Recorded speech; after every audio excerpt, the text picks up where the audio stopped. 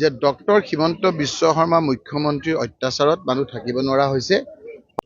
Meeting কৰি ইমান ৰাতি না আবতৰীয়া মিটিং, মহিলাসকল, বয়সস্থ লোকসকল, যুৱকসকল, প্ৰেছৰ লোকসকলো ইমান ৰাতি বহি আছে। আমি আচলতে এদিনৰ আগতহে মিটিংখন মাতিছিলোঁ। ইমান মানুহ হ'ব বুলি আমি ভাবাই নাছিলোঁ। ইয়াৰ প্ৰধান কাৰণ হ'ল যে ডক্টৰ হিমন্ত বিশ্ব শৰ্মা মুখ্যমন্ত্ৰীৰ অত্যাচাৰত মানুহ থাকিব নোৱাৰা হৈছে। ভাবিছে আমি ইয়াত আহিলে তেওঁ ইয়াৰ পৰা ক্ষমতাৰ পৰা যোৱা কিবা এটা বাতাবৰণৰ সৃষ্টি হ'ব, সেই কথাখিনি শুনিবৰ কাৰণে ইয়ালৈ আহিছে। আৰু আপোনালোকে দেখিছে যে মানুহে স্মাৰ্ট মোক ভিতৰৰ পৰা কৈছে, ছাৰ স্মাৰ্ট মিটাৰৰ কথা কওক, দাদা স্মাৰ্ট মিটাৰৰ কথা কওক, মূল্য বৃদ্ধিৰ কথা কওক। আমি থাকিব নোৱাৰা এটা অৱস্থা হৈছে। আমাৰ ৰাস্তা ঘাটৰ অৱস্থা বেয়া হৈছে, খেতিয়কসকলৰ অৱস্থা বেয়া হৈছে, নানাবিধ সমস্যাই আমাক আগুৰি ধৰিছে। তাৰ পিছতো এই চৰকাৰখনে আপোনাৰ চিণ্ডিকেট চলাইছে। ইয়াত বাংলাদেশক এনে সমালোচনা কৰে, ইয়াৰ পৰা শিল পঠিয়াই চিণ্ডিকেট কৰে, ইয়াৰ পৰা তামোল আপোনাৰ যায়, আমাৰ গুৱাহাটীলৈ যায়, আমাৰ কেলকাতালৈ যায়।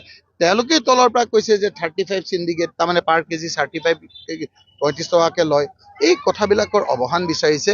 বেলেগ কথা ক'লে ডাইভাৰ্ট হ'ব বুলি মই অনুৰোধ কৰিছোঁ যে এই চিণ্ডিকেট ৰাজটো ইয়াত বন্ধ কৰিব লাগে। ইয়াৰ চিণ্ডিকেটত বাকী পলিটিকেল যিকেইটা পাৰ্টি আছে সকলো এক। আৰু সেইকাৰণে এই কথাবিলাক গৈ পেলাই আপোনালোকৰ যোগেদি ৰাইজৰ কাণত নপৰে।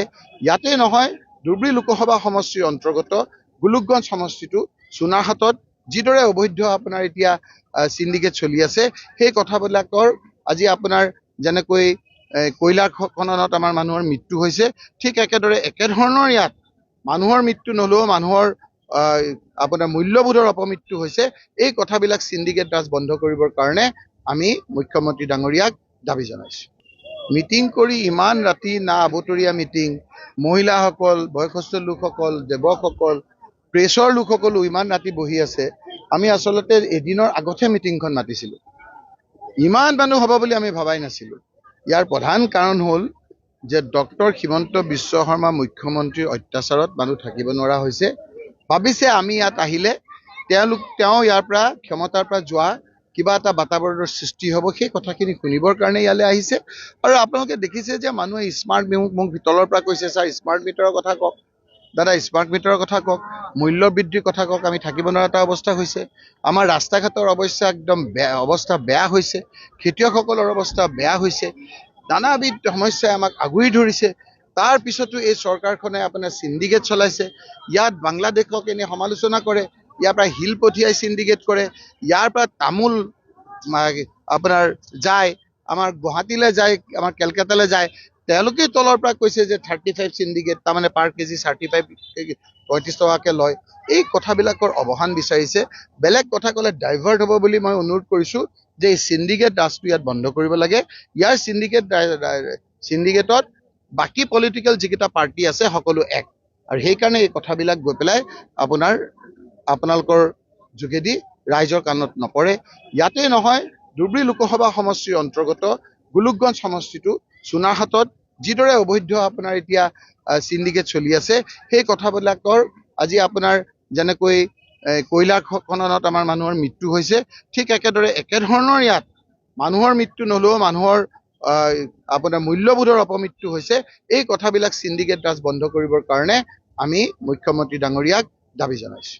হিমন্ত বিশ্ব শৰ্মাৰ বাবেই হয়তো আজি ৰাইজ 11-12টা বজা ৰাতিলৈকে কংগ্ৰেছৰ মিটিঙত ভিৰ লগাইছে।